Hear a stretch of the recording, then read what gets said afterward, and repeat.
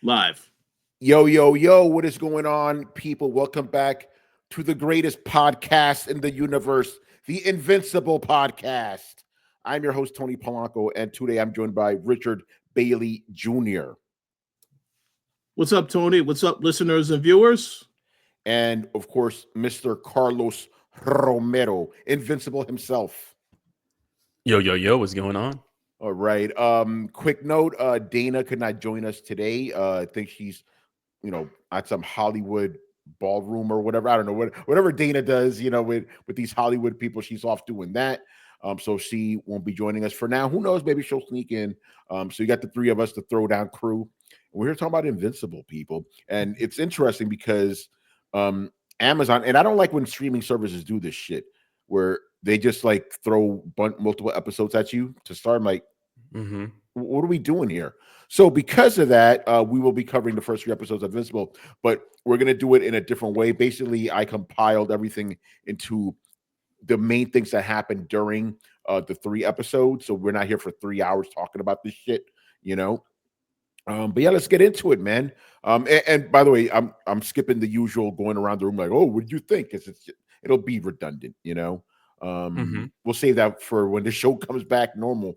And we'll be getting Invincible episodes up until March 13th. So good times, man. And this time, and I'm also glad to say it didn't take very long for us to come back. Remember, between season 1 and 2, it was like 2 years or something. It was a while. So it was a hot, and Carlos, better yet, this time they're not splitting the season up. We get the 8 episodes and we're done. No writer strike or nothing. Well, the interesting thing here is yeah. you said March 13th is the season finale. Mm-hmm. I leave the next day.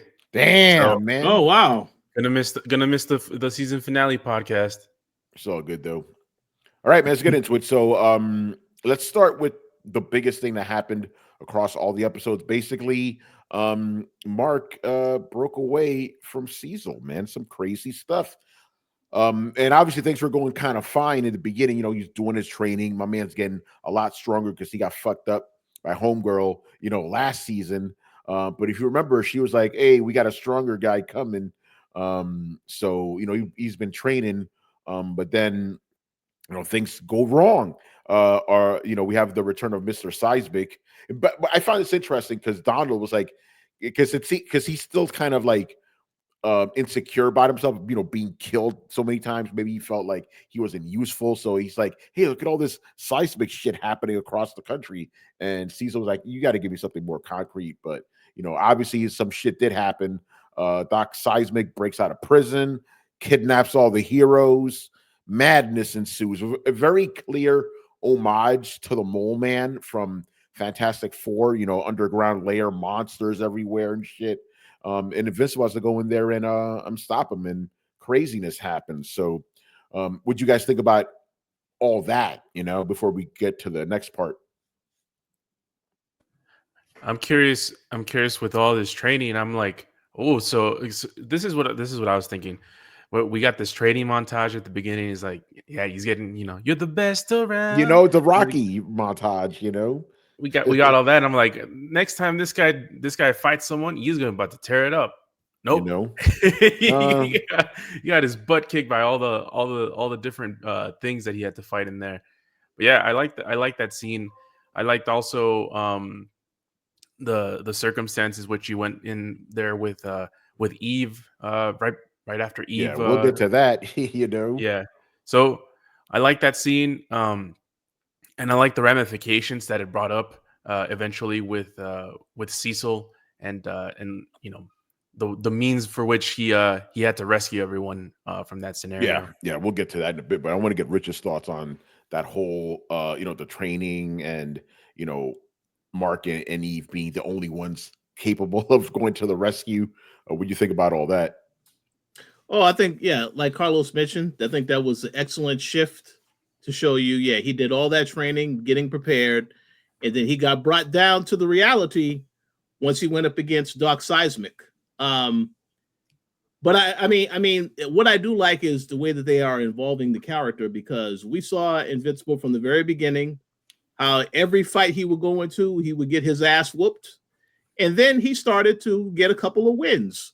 So obviously, you know, when they started out the season this way, I said, okay, this is definitely going to be I would say, a life-altering season for Mark. Where, because I think I recall you telling us, Tony, oh yeah, he is going to become stronger and be able to hold his own. And I think we're starting to see pieces of that with this episode, with the way they started out these first 3 episodes. Yeah, but obviously he still has an ironic name of Invincible because he does get his ass whipped a lot. Yes, you know? And so much so that Cecil was like, okay, we got to bring in some, I don't know what the best way of putting it, backup. You know, there's a better way of saying backup, but had to bring backup. Reinforcements. So yeah, reinforcements. That's the word. So we have the return of Darkwing, I believe his name is. I always want to say Darkwing Duck, but it's Darkwing. And the Reanimen, you know, they come in and pretty much save the heroes. And Mark isn't happy about this for obvious reasons. Darkwing is a fucking crazy ass murderer. He became like unhinged because in his version of Gotham City, like he had been doing that shit for like 20 years or whatever, and just made him snap and start killing people. And obviously the Reanimen, you know, it's like, you know, that's D.A. Sinclair, you know, his pet project. And Mark obviously wasn't happy about that. And we learned that Cecil also had countermeasures against Mark, you know, and that made him even worse. But what was interesting is, and this happened during the second episode, you learn why Cecil thinks that way. And I thought that was interesting, but we'll get more into that. But I want to know what you guys, and Carlos, you can start off with, what do you think of, you know, the ramifications of learning, oh shit, Cecil's just been using these supervillains for, you know, for quote unquote good reasons. I'm not surprised. I mean, every time you see Cecil, it's always like by any means necessary. Yep. You always get his intentions. Like you always feel like, oh no, he's trying to do the right thing, but it doesn't really matter. Like, his morals doesn't really matter. Like it's like he'll get to it by any means necessary. And seeing you know, Darkwing and those reanimated dudes, I wasn't surprised. And also I wasn't surprised by the conflict. But I will say this: Marcus is a big old hypocrite.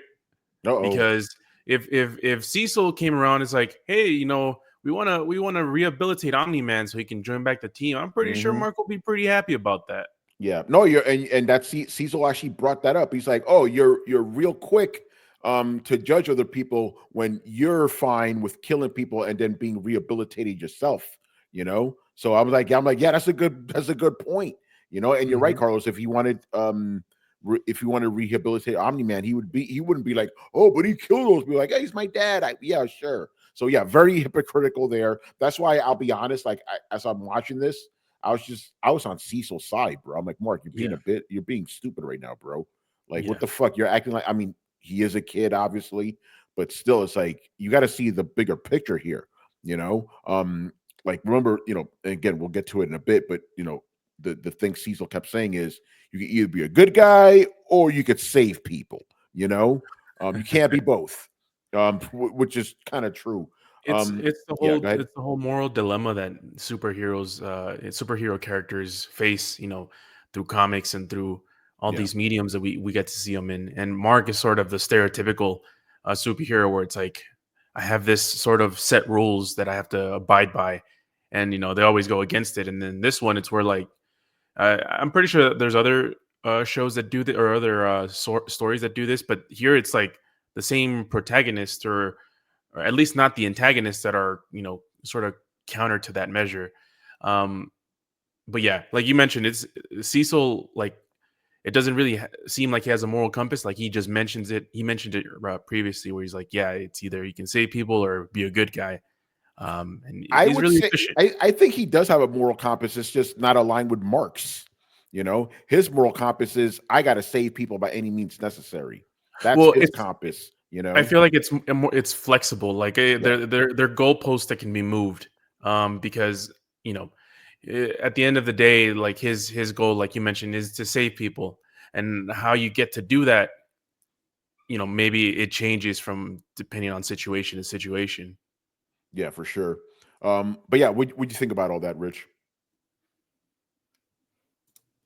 Yeah, I mean, I know you're going to get into what happened in the second episode with Cecil, But I also was on Cecil's side. I like how, like I said, when they start off the first episode and you see Marcus training, even when they had those training montages, I was thinking, what is the end game here? Because we already know Cecil had a complicated relationship with Omni-Man, and Mark was warned already not to trust Cecil. So I figured at some point they were going to get to the conflict between these two. I didn't know it was going to happen that fast, though. I figured this is something that could have happened as the season went on. So for it to happen that quick, very interesting, because now it makes the rest of the season a lot more, we want to see what happens next.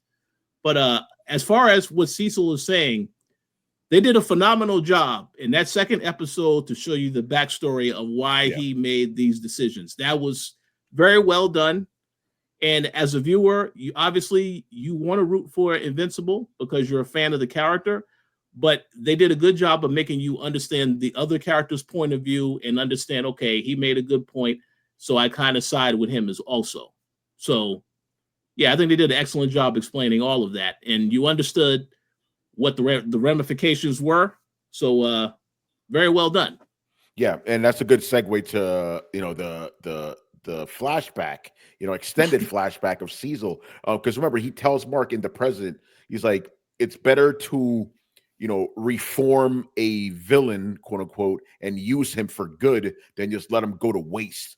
And then you found out that he was that villain that got reformed and got put to good use. So you saw him like basically trying to like stop these two crazy super villains that were like going to release some kind of like weird chemical and shit like in a city. Some people did end up getting killed, 17, but it would have been like millions or whatever. And you also learn how his face got disfigured. Basically, like it was some kind of corrosive acid type of deal. And you learned that he actually could have been completely healed up, but he's like, I want that scar to remind me. So after that, after he gets fixed up, those two villains are in the fucking the base and stuff, and his the former director, he's like, oh yeah, better to reform these people and put them to good use. Cecil kills him. They throw his ass in jail with a bunch of like super villains of that time. And I like that segue where it's like you see the supervillain prison's all fucked up, graffiti everywhere, people getting killed and shit. Then like months later, it's all cleaned up and shit. Supervillains are acting very nice, and they're calling him boss. I'm like, oh shit. Turn into the Kingpin. Yeah, he kind of did. He's like, hey, boss, And then you come to find out that was Cecil's rehabilitation, and then the director of that time is like, okay, we need you to take over. Cecil was a little bit kind of upset about that, and then when they brought him into the name of what's the name of the fucking place again, the government, whatever it's called, I'm forgetting the name GDA of the organization or something like that. GDA, yeah. When they get GDA, people are not happy with him. It's like, hey, this motherfucker, but he kind of quickly proved himself when Omni-Man shows up for the first time. He goes there himself and just tries to figure out, and what's interesting is even then he was like, yo, I don't trust this dude. He's like, you could tell he's lying. Like, I know he's an alien, has different vital signs, but I could tell this dude isn't on the up and up. But if we could use him, let's use him and we'll see what happens, So I really enjoyed that the flashback, because you really got to understand why Cecil is the way he is. And like it like you said, Rich, it kind of justified to some, at least to me, why he is doing what he's doing. And that's why, again, Invincible is obviously the star of the show, but in this instance, I'm like, I'm with Cecil on this one. He's doing things the way I would actually do them myself, So yeah, Carlos, what do you think about the whole flashback and Cecil's mentality? Yeah, it's crazy. You said he lost. I think he lost his whole skin. Skin, all of it. Yeah. Yeah, so he got messed up and left that as a reminder. I like that. The whole thing with the rehabilitation, I wonder, if they're making sort of wink wink nods where it's like, oh, this is Cecil's rehabilitation. Maybe there's going to be Mark's rehabilitation in the future. I'm curious if that's going to happen. Because yeah, like you see what it takes. Sometimes when you get all these situations.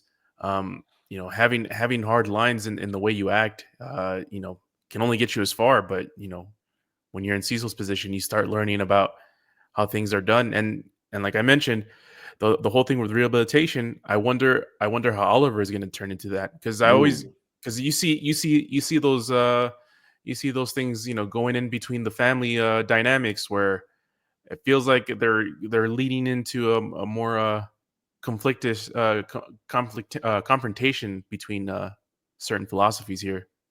Yeah, for sure. And I also find it interesting how young Cecil was saying all the shit Mark was saying.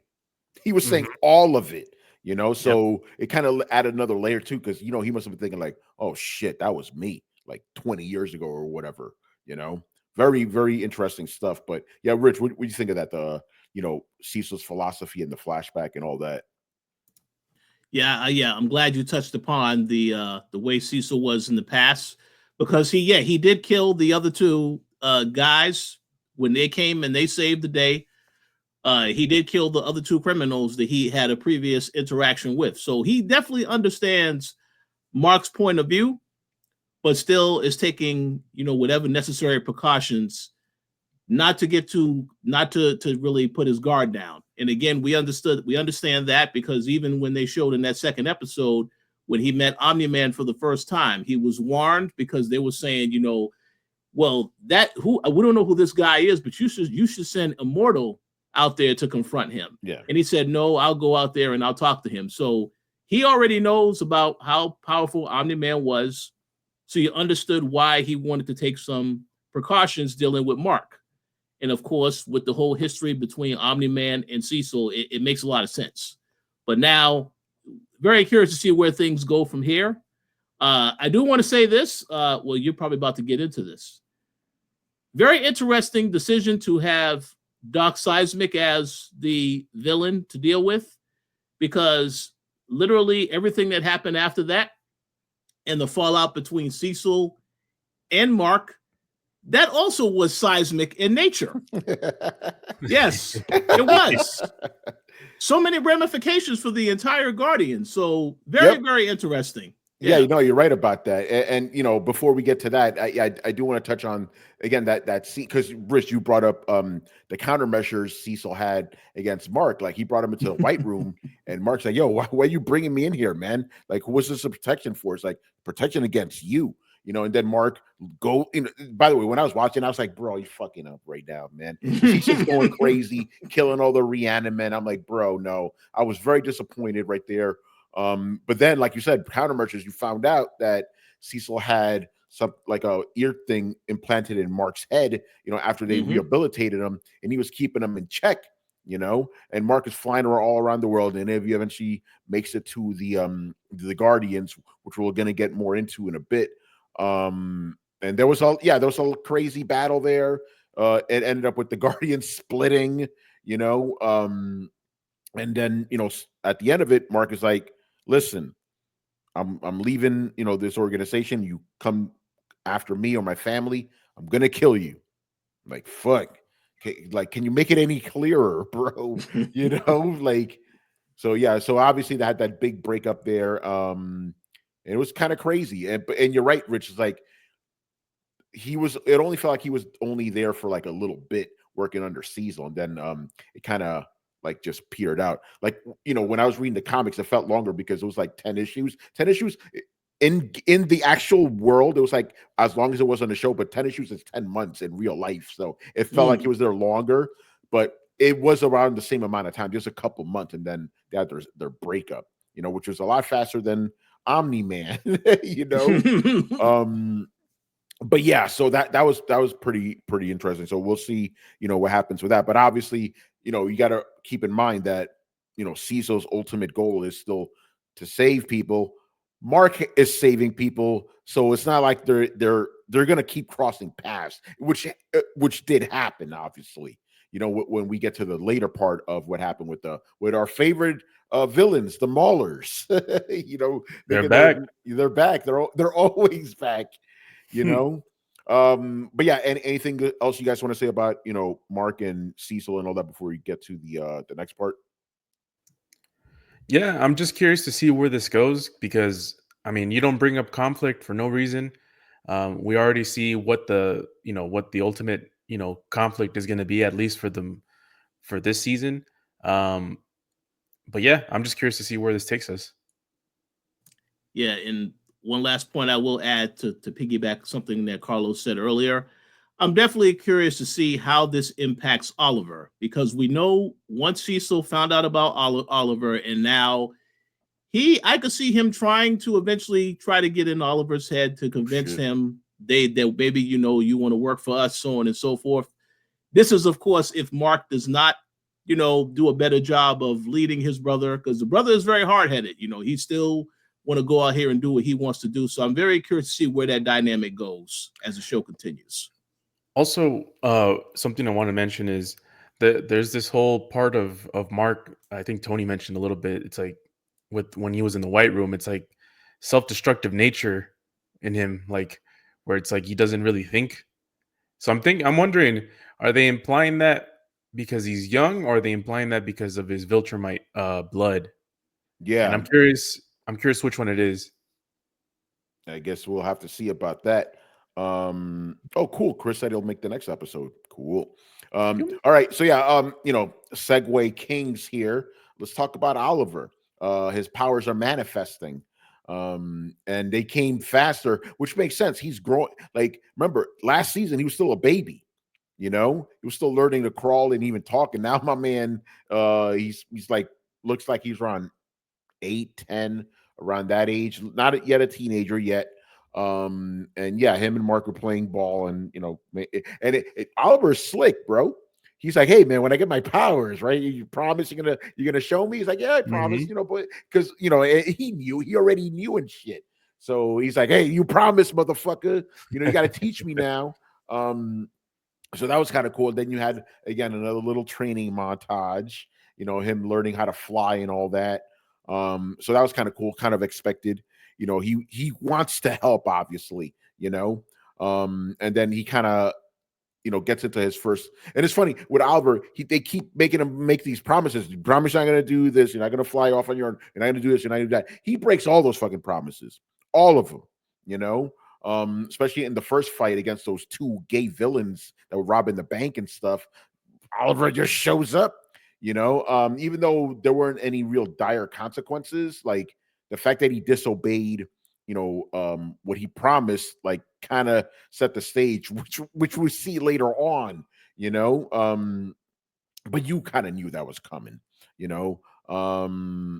doing his training. So yeah, what do you guys think of that? Actually, real quick, I do want to, before we get to the next part, obviously he keeps training, and then, they have what's my man's name? Art.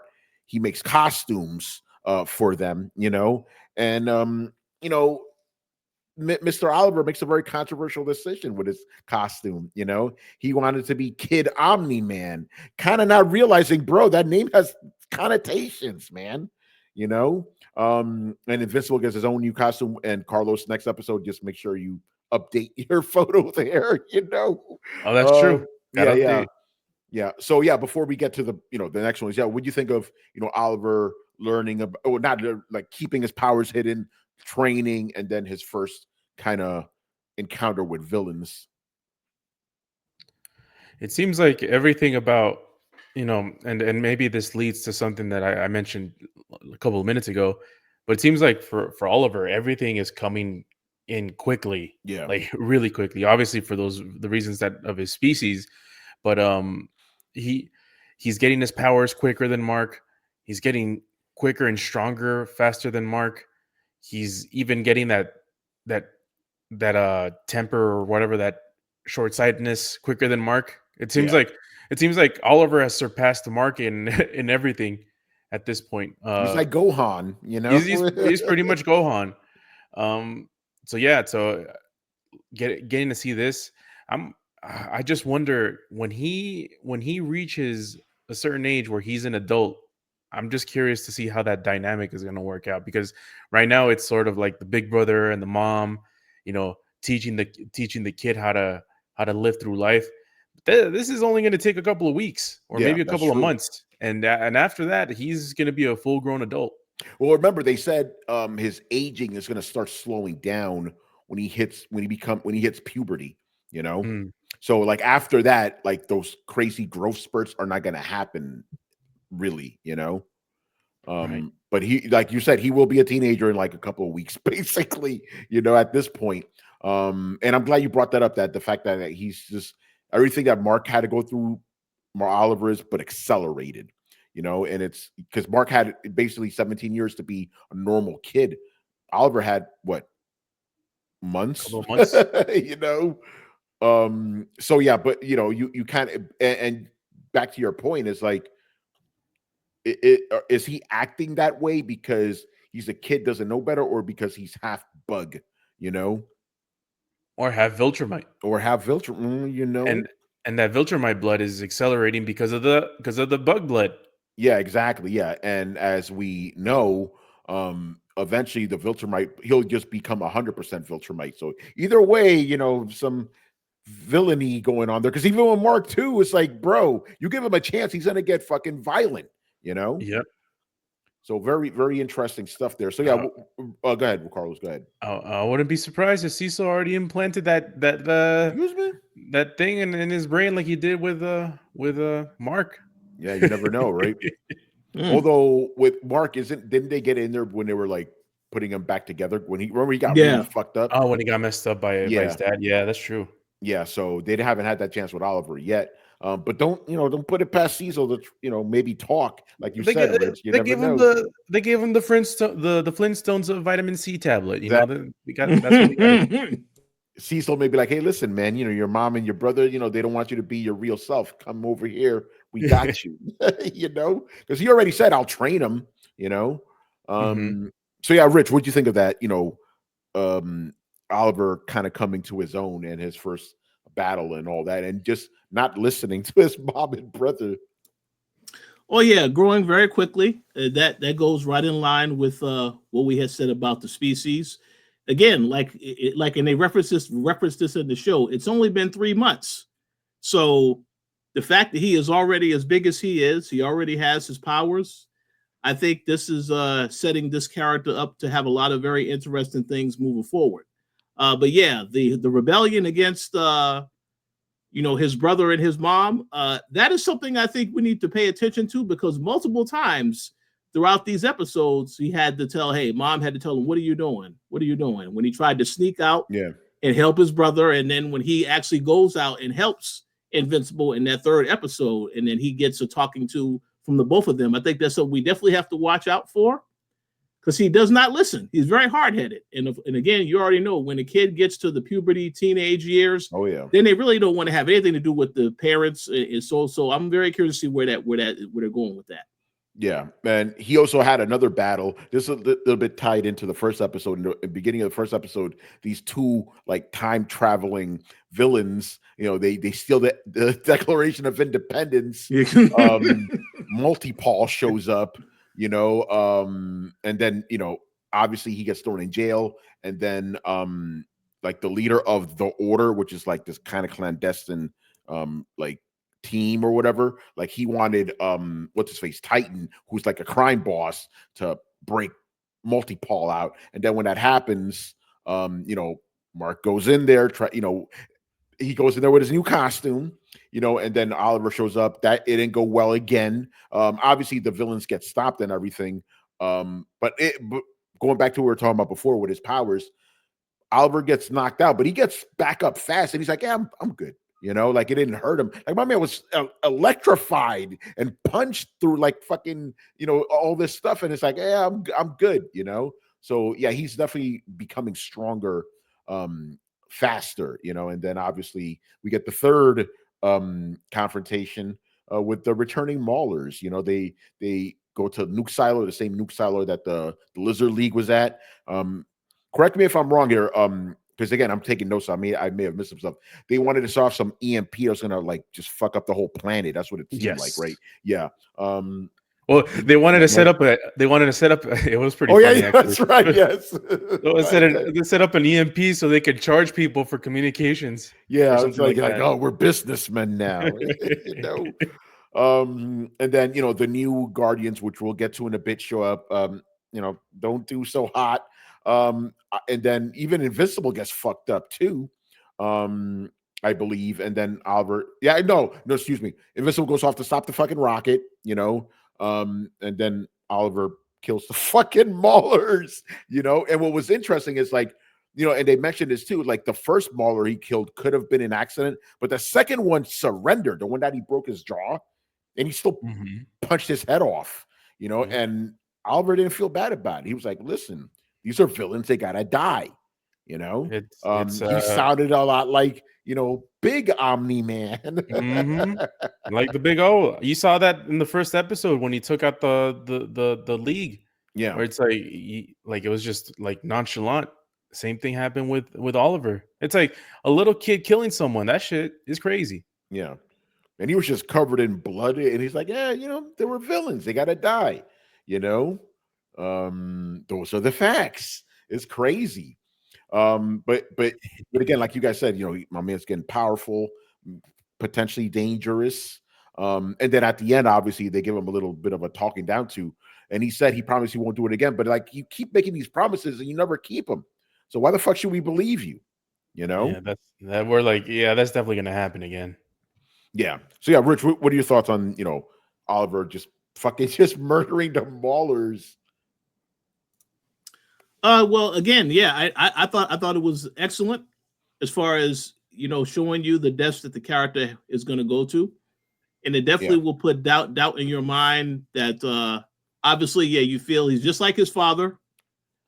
Of course, the whole time Omni-Man is still having this self-reflective mindset because he's in prison. Yeah, about the things that he's done. He feels remorse, so it makes sense. But I definitely would be curious to see what his reaction would be whenever they have some type of reunion, because I'm sure they will all reunite. And if he sees that his younger son is now doing all of this stuff, I would like to know how he would feel about that as a father. But yeah, I thought it was good because, again, what they were telling us throughout these 3 episodes is that obviously Oliver does not listen to his he doesn't listen to his mom or his brother. He's still going to be a little bit rebellious. And now that's why I say going into the rest of the season, I want to see where they're going with this. And obviously also to mention, because we did mention before that Mark got that ass whooping last season. Yeah. That the female Viltrumite that beat the hell out of him, and then she warned and said that there's somebody worse than her that's coming. This is definitely going to get that person's attention if Oliver continues doing stuff like this. So stay tuned. Yeah, no, you're right about that. But yeah, again, at the end, Oliver says, okay, I understand why life is precious, but I don't think he believes it. I don't think he really believes it. But even though I will say the way his mom explained it to him was good for a kid, it's like, hey, like, what about me? Aren't I precious? He was like, yeah, you're my mom. It's like, well, you're killing somebody else's, that they may love or whatever. So you got to think about it that way. But I don't think he really understands it, like you said, he's half Viltrumite, half bug. So who knows with him? So yeah, we'll keep, like you said, keep an eye on Oliver. I think the season going to be very interesting with that. And then the next big thing that happened across all the episodes is the Guardians. At the beginning, they were actually kind of coming back together, like being, pieced together and stuff. And David said, like, oh, it feels like a reunion here. Everything was going well, but obviously, after Invincible showed up and they had that big battle with the Reaniman, half the Guardians were like, yeah, we don't like what Cecil's doing, so they split off.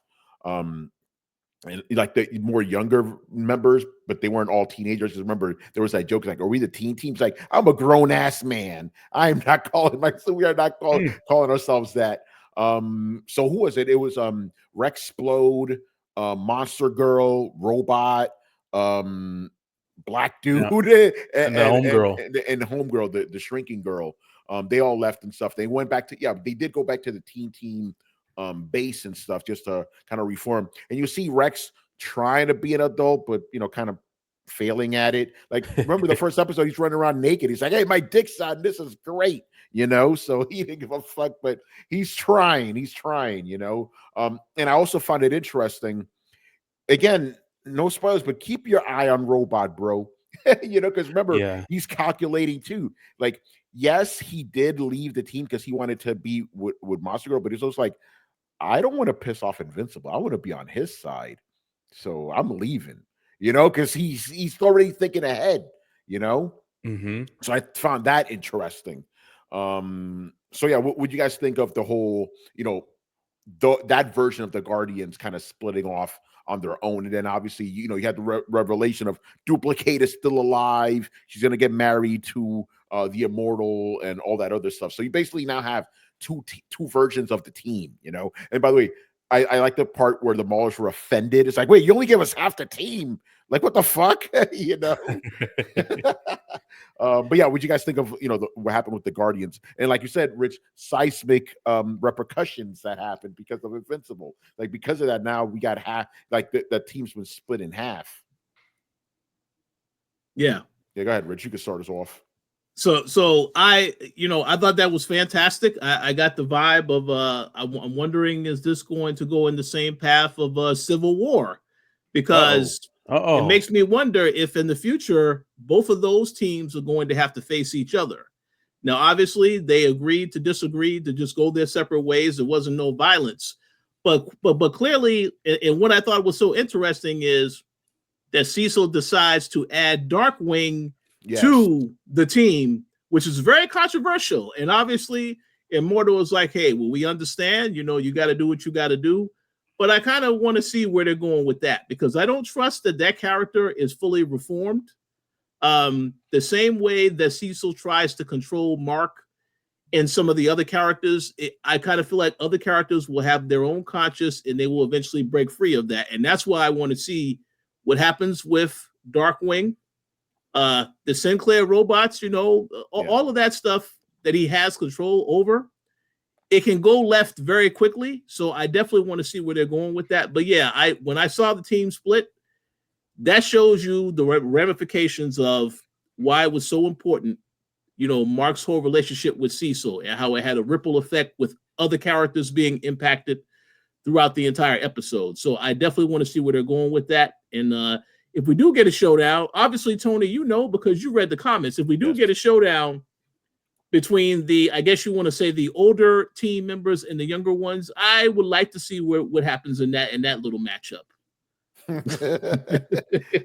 Crazy. All right, Carlos, what do you think of what happened with the Guardians during these 3 episodes? Yeah, I'm getting those same vibes as Rich's, where I feel like there's gonna be a Civil War moment between the two teams. Also, I'd like to I think it was Rex who pointed this out, but I want to say that I appreciate it when Duplicate came back and got on her high horse, and I'm like, motherfucker, you lied to everyone about being dead, and you're here telling us this shit. I'm like, yeah, good on him. But yeah, like it's like the stuck up crew versus the rebels. That's a good point. They are kind of stuck up, aren't they? Yeah, that's funny, man. So we'll see where it goes.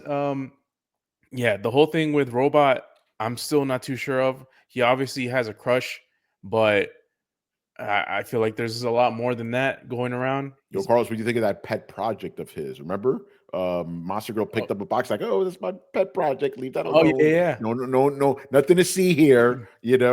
Is he figuring out how to manipulate probably Invincible or something? Who knows? Yeah, we'll see where that goes. But yeah, I'm curious where because it seems pretty obvious. Like Rich mentioned, it's gonna come to a head and they're gonna start like a battle or something. Hopefully that's the case. It'll be some good action and some good drama. And yeah, like the scenes. Yeah, good stuff, man. Again, keep your eye on Robot.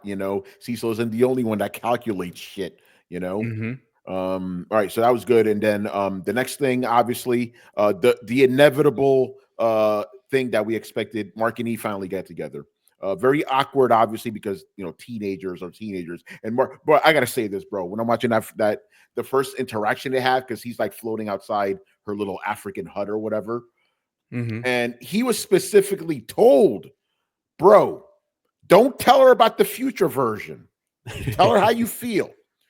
And then he tells her about the future version, and everything was good. Himself. She was like, "Oh, it's like he fumbled into it." She's like, "Oh, you want a date? Okay, let's try it out." Oh, by the way, the future version of you is all fucked up for after 20 years of pining for me. It's like, what the fuck is wrong with you, man? And then thankfully we had the Saved by the Bell moment or Saved by the Villain attack moment. But they kind of naturally worked their way into it and stuff. And again, you knew from episode 1 this was going to happen, man. Like when he got with what's her face Amber, you're like, yeah, this shit ain't gonna last, bro. Because Eve knows the life, and even towards the end of it, because remember they were supposed to have their first date, and then the shit with the fucking Maulers happens. Eve's like, yo, it's cool, I get it. And it wasn't like the typical woman thing where she's like, it's okay, but she's really mad. You know how women love doing shit like that. Now Eve, she's like, yeah, it's cool, brother. It's cool, Well, with Amber, it's like she's like they're on a date and he has to attend to stuff, and like she's just sitting in a cafe, just chilling, But with Eve, it's like, well, I got to get into action too, or got to do something. Yeah, that's right. She's like, oh, do you want me to come? And she did in a couple of instances. So. That's a better fit for Mark, less stress, even though he himself says, how the hell am I going to juggle all this shit? Being a brother, being a son, being a superhero, being a boyfriend. And Eve's like, you got us, right? It's not just you. So I thought that was very good, very girlfriendy thing of her to do and stuff. And again, it just works out because they were already friends to begin with. So taking it to the next level just works for both of them. So I'm glad that shit got resolved because it could have been a Spider-Man situation where it's like years and years with Mary Jane and shit until it finally happened, in real life in the comics, like 20 fucking years, but yeah. So what do you guys think of all that with Mark and Eve finally getting together? Like you mentioned, man, it's crazy. It's crazy the lengths that Mark does to fumble stuff up, even when he gets put on game. It's like, bro, they gave you the formula. They gave you the formula, yes. But yeah, it's funny, and it's about damn time, man. We saw this in episode 1 when she was with Rex, and I'm like, yeah, homeboy was feeling some sort of way. But yeah, I like this dynamic. I like the two characters. I'm glad they're together for this instead of the other ones, because it just seemed like it was, it's the dynamic is cool and all, but when you start getting a lot of like the two regular person conversations where it's like, oh, well, now I have to think about what's going on with the regular people and stuff, like that's cool, but not when it gets too much. And I feel like that got too much. I agree. Yeah. What about you, Rich? Oh, go ahead, Carlos. If you got something else to add. I was gonna say no. I'm pretty sure Rich wanted another couple instead of Eve. No. I agree with everything Carlos said except for that last part. It's about time this happened. And the thing is that like Carlos mentioned, we saw it in the first season, but to me also they told you this even if you didn't read the comics, because when they had that hiatus between season 1 and 2, they released a special episode dedicated to Eve's backstory as like a one-off. Around that same time, they also released a game like a PC game where you could play as Eve, and I actually covered that on the website. So that's why I said they clearly had a bigger plans for this character. So this made sense. It does make me curious to see where they're going to go with the character, though, because we know that she's in school now, and you know why she's in school, to better use whatever she learns to help her become a better hero. So, yeah, I'm very curious to see where things go. But this relationship definitely works a lot better than Amber because, again, Eve is also a superhero. So this is a good thing for Mark. They can protect each other, have each other's back. And you don't have to worry about, someone like Amber where he has to really keep her away from all the stuff that's happening because she can get taken out by anybody. Yeah. So and remember, it was Angstrom Levy, wasn't it? That held her hostage. Yes. Yeah. So there you go. It's like obviously Eve is not immortal or invincible. She can't be taken out too, but it'll take a lot more. She could defend herself basically. So it's a better fit. And I say this as a comic book reader. I'm talking about it of the genre. Like it is kind of frustrating when you have the superhero with just a regular person. Like I get it, but it's like for example, and I'm just being real right now. I have nothing against the whole Superman Lois Lane situation, but I liked when New 52 was like, yo, let's get him with Wonder Woman. That makes more fucking sense, So I'm glad Invincible kind of just got to the point. In the books too, it didn't take that long. It's like, it's like, okay, get him with Eve, like, to stop with this bullshit, But it's also good that he got with Amber, so he learns why he can't be with a normal person, So it's a good lesson. Yeah, and I feel like getting rid of that dynamic is good, because we already there's just so many lessons you can learn from that. Yeah. So if they stay together, we'd just be retreading those same lessons all over, unless they did the different path where some other places take, where it's like, well, now Amber's a superhero, she got the super serum or something like that. God, yeah, they've done that before in other books. Corny shit, All right, so now we're kind of getting into what I call the incidentals, other little plots that happened. And Rich, you've been doing a fantastic job of giving me the segues, bro. So shout out to you for that. Yeah, let's talk about Eve, because again, she's like, hey, if I'm gonna build stuff, I should probably go to school for this shit. What her father said kind of stuck with her. So she's taking like architecture class and stuff. And there, she meets with Amber and stuff. And I wanted to bring this up because I know a lot of people hate Amber, but I do at least want to give her this. She's a regular person, but she still knows about the superhero shit. So like when Eve was telling her some stuff, Amber understood, it wasn't like weird or anything where she was telling her all the crazy shit. But yeah, I think that was good that Eve was, going to school and all that. Because like, why wouldn't you, and then obviously she's like, okay, I'm gonna go home, and then she's like, yeah, so like, she basically, because remember, she had that rocky relationship with her father, especially her father. But they kind of mended shit. She's back home. It's like, I won't use my superpowers at home, but I'm gonna use them outside. It's the way it is, My man didn't want to hear it at first, but he eventually like acquiesced. Even though I'm still like, you're being retarded, bro. It's like, why let her use her fucking powers in her house? Like, what if you need something fixed real quick? You got a fucking person with powers right there, But it was good that she kind of mended shit. She's not only learning how to build things in real life, but also learning how to build her relationships. So that was good, So yeah, what would you guys think of her little Eve's little journey there? That was a bar, Tony. Yeah, there you go. You already know, man. Fuck Kendrick Lamar, man. I got that shit. Architecting life, Like, yo, man, you go architect buildings, architect your relationships. Yeah, it's pretty funny that though, like she can build everything, but like it's not like there's still the laws of physics that she has to take into account. Yeah, so, exactly. Oh, by the way, real quick before you go on, because I got to say this about Eve too, man. I liked that, and it's just her personality, I guess. Like, when she got with Mark, it wasn't all over dramatic, and she's like, "Yeah, sure, let's do it." I like that. It wasn't like, "Oh my god," blah, blah, blah, all this dramatic shit. But even though she was still like, "Damn, man, 40-year-old me was like that." What the fuck? Because it's such a kind of real thing. Imagine if you heard about like your future self was just stuck on one fucking thing for decades. You'd be like, bro, fuck that. Yeah. Anyway, what do you think of Eve's little journey there? Yeah, it was pretty good. I like that she's trying to get back with her parents and stuff, because I feel like when you have multiple broken homes, like, it can mess you up. So I like the way that they did that. I like the architecture stuff. We'll see if that helps in any way with the superhero stuff. Because then eventually, sometimes where when these superheroes go to school, it's like, oh well, now I don't have time for school. So it's like, I guess she's gonna build shitty objects for the rest of her life if she drops out. Oh man, get your education on, So yeah, Rich, what do you think of Eve's little her little journey throughout these 3 episodes?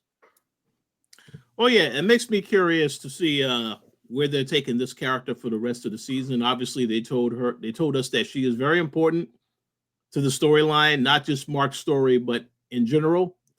So I'm very curious to see where they go. Like Carlos said, let's see if she is able to use her newfound lessons, the skills that she learns to help her become a better hero.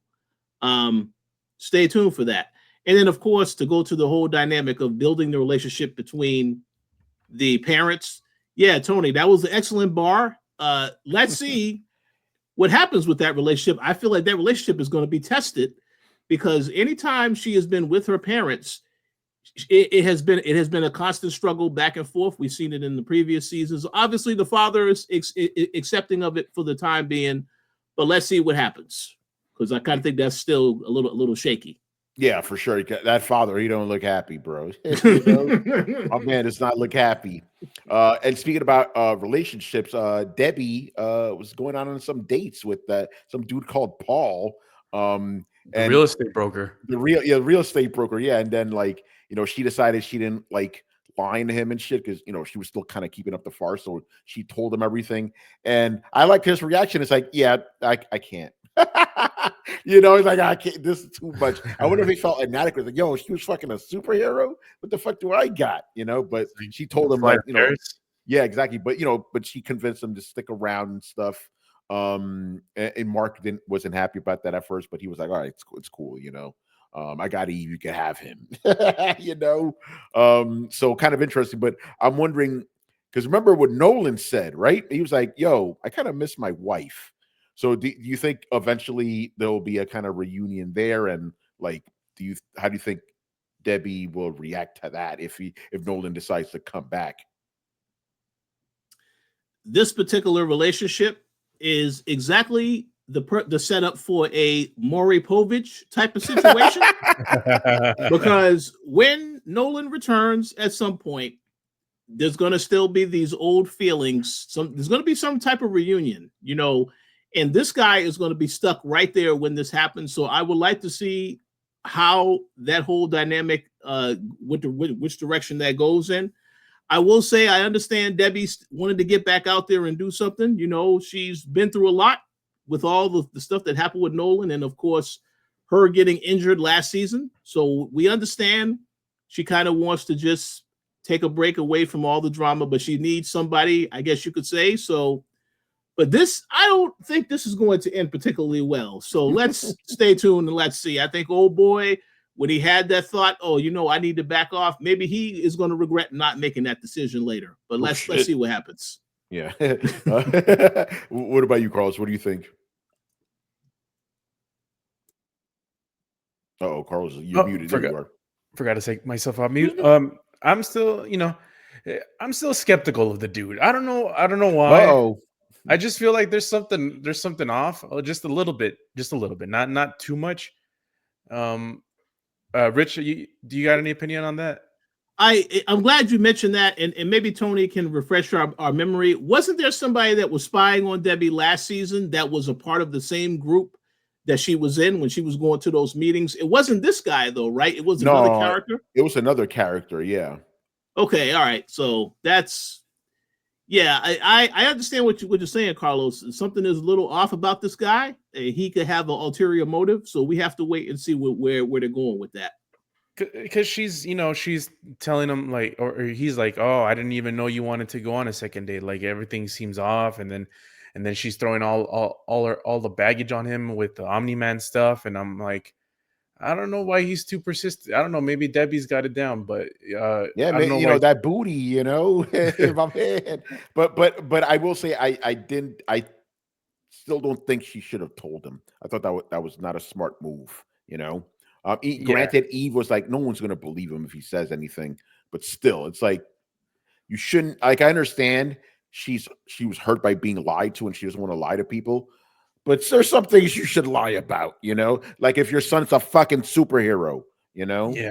I mean, especially on a second date. On a second date, like I know they, they've known each other for years, apparently, like workers or whatever, coworkers, but still, bro, no, there's some things you gotta keep to yourself.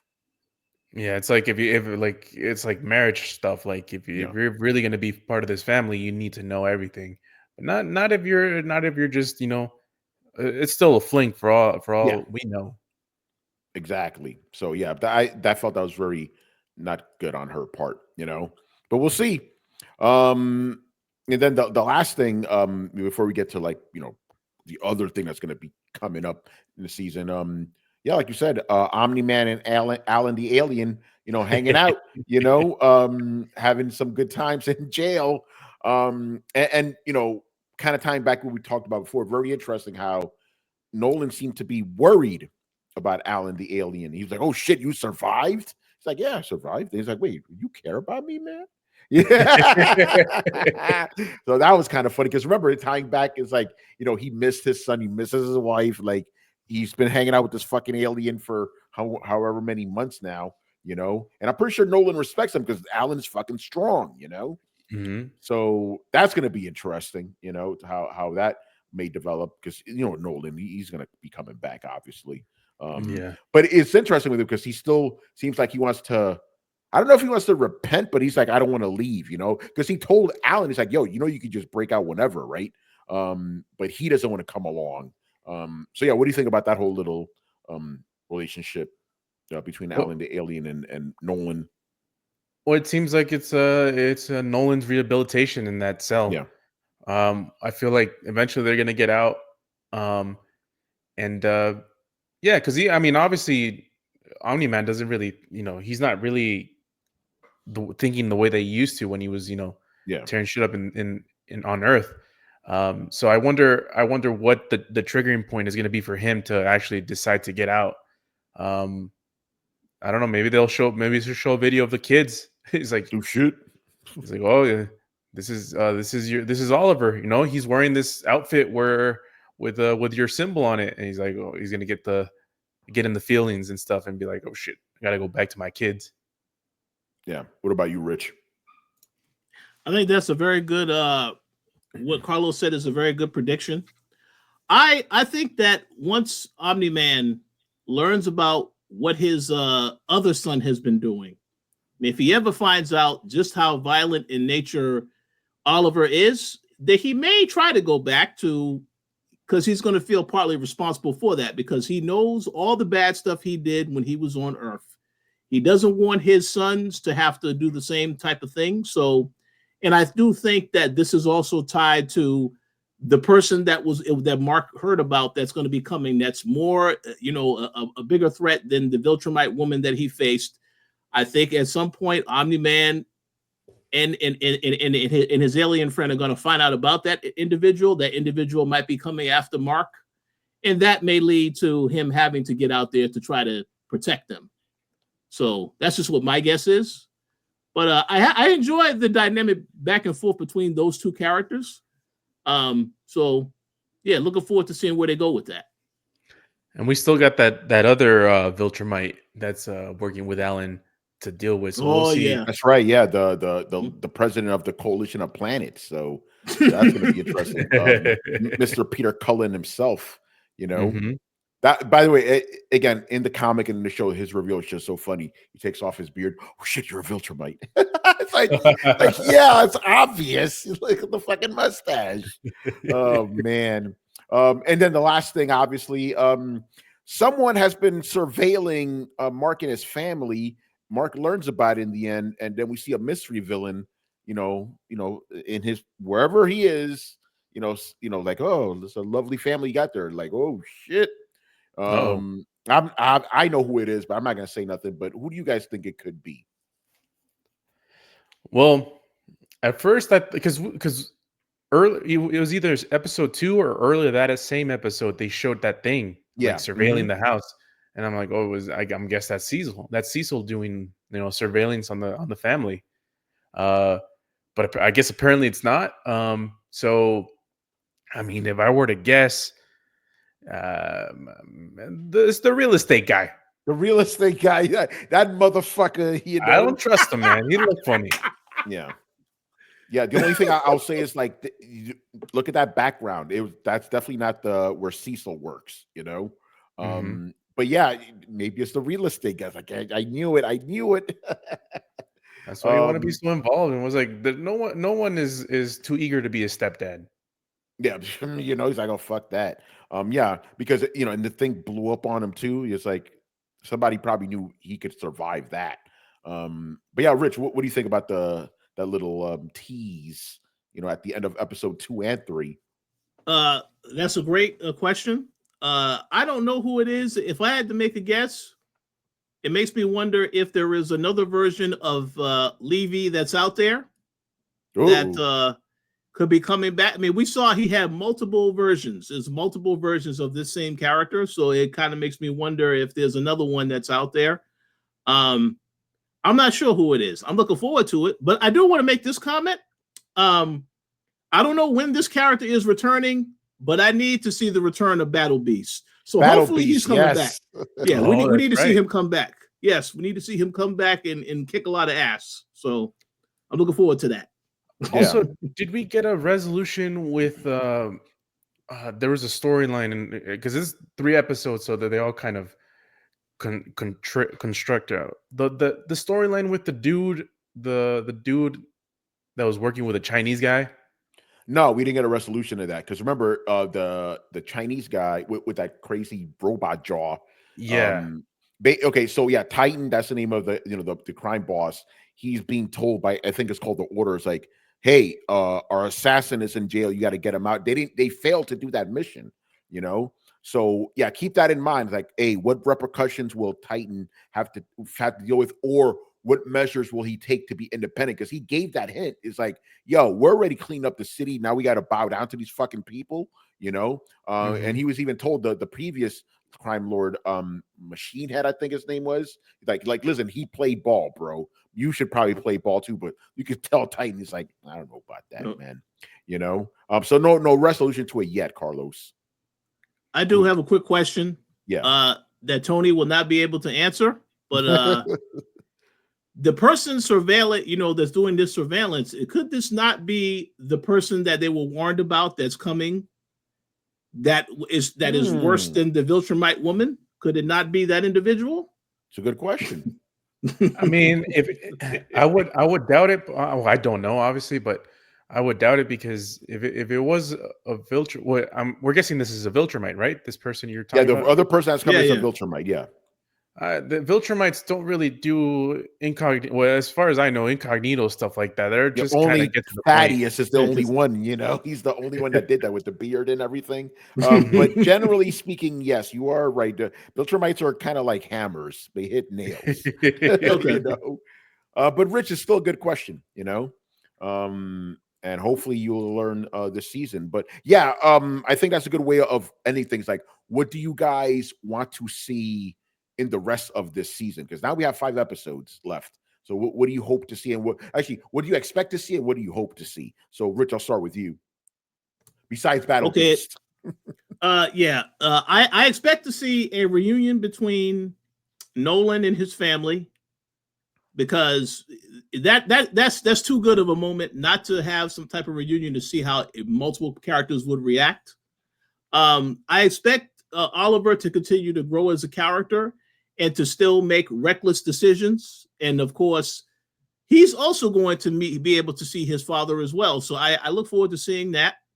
I want to see what is going to be the next biggest threat that Invincible in this team is going to have to face, because there's going to be another major threat that comes. This is in this show. One thing we learned about, there are always villains coming left and right. And then there's some that we've seen from previous episodes that make a return. So I definitely want to see what that is. But no, that's what I expect to see. As for what I hope to see, yeah, Battle Beast. Yeah, I don't know how he's a part of the storyline anymore, but yeah, I want to see them bring back this character and what role he will play. Because I imagine that if he comes back, it's going to be to serve a purpose, and it's going to mainly, I think, be to face an even bigger threat that Invincible can't handle. So I want to see what where they take that. All right. What about you, Carlos? What do you expect to see, and what do you want to see? I expect to see Nolan still taking his time to get back to his family. What I want to see is a conflict between the Teen Squad, the team formerly known as Teen Squad, and the Guardians. And I want Cecil to hash it out with Mark.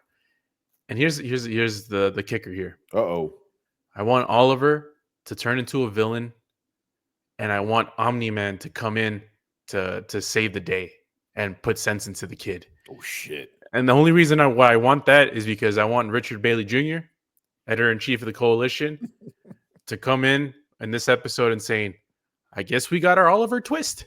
That's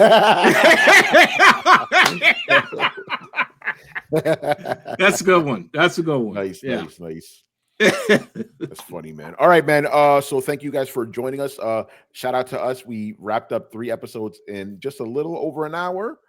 Good stuff there. And Rich, I'll let you do the plugs. Like what's coming up next for the Koalition.